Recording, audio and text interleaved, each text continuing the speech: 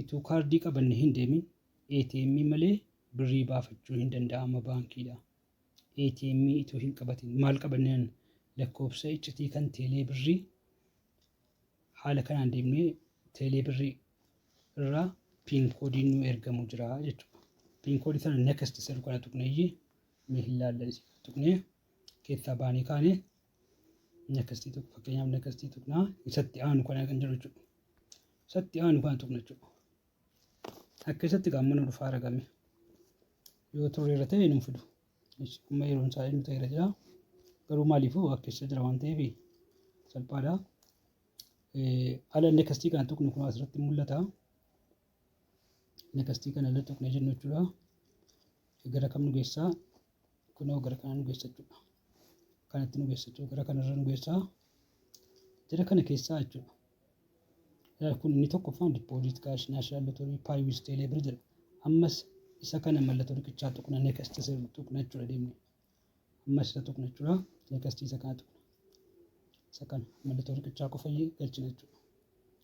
Mallattoo kana qofa galchinee keessaa baanee galchinaa jechuudha. Kun mallatticha gidee galchinu maal nu fide kana nu fide jechuudha. Lammaffaarra kan jiru withdraw by voucher jira. Inni sadaffaan ATM withdraw by secret code. Secret code naan lakkoofsa iccitii isii dhufeen annee iccitii sana geessinee kaardilees bakka jiru sanarra deemnee jechuudha. Mana baankii Abisiinaa deemnee amma Itoophiyaan baankii jalqabeera. Isii kanarratti guunnaa jechuudha. Isii kana galchinaa jechuudha. Lakkoofsa sadii tuqna. Lakkoofsa sadii tuqna inni irraa lakkoofsa sadii tuqne maal nu fidaa? Inter amount dha. Kun fakkeenyaaf amma meeqa guuteeran?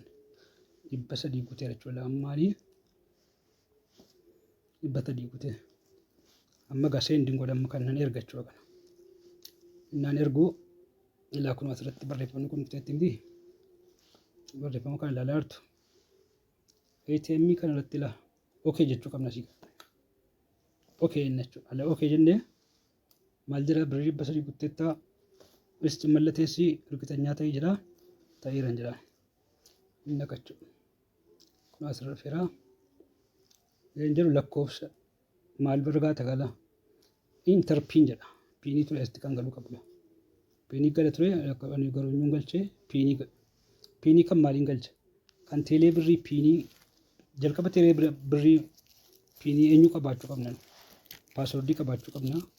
Nama teelee birrii fayyadamu yoo ta'an kaardii qofarraa guuttachuuf miti jechuudha. Kaardii moobaayilii qofarraa guuttachuuf teelee birrii banuun barbaachisu. Eertaayimii qofa guuttachuuf osoo hin ta'in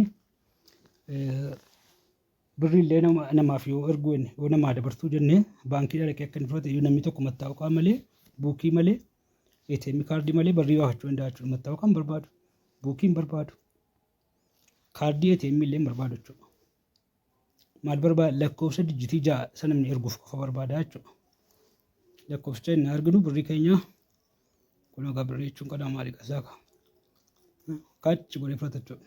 How to withdraw money from ATM machine without maal malee jechuudha. Mana kaardii deemtee akkanatti galchitee jechuudha. Kaardilees kan jiru iddoo kana jirti qaadaa barbaadde irra jira. Daarii kanarra jira. Kaardilees jettu jechuudha. Ishee eeganii itti kana jirti. Ishee tuquu bichaa jechuudha. Ishee tuqnee fudhachuu dandeenya jechuudha. Baankiidha. Baafachuu dandeenya jechuudha. Akkam goonee kaardilees bakka dhugaa tuqna. Now withdraw si kana tuquudhaan fudhachuu dandeenya. Kana fakkaata galatoomaa like godhaa subscribe godhaa. Jennaa haala kanaan kaardii malee birrii baafachuun hin danda'ama kan jiru. Anis fayyadamee waan argeef namni kamuu fayyadamuu qaba. Nama fayyadamnes akka inni fayyadamu barsiisuun gaariidha.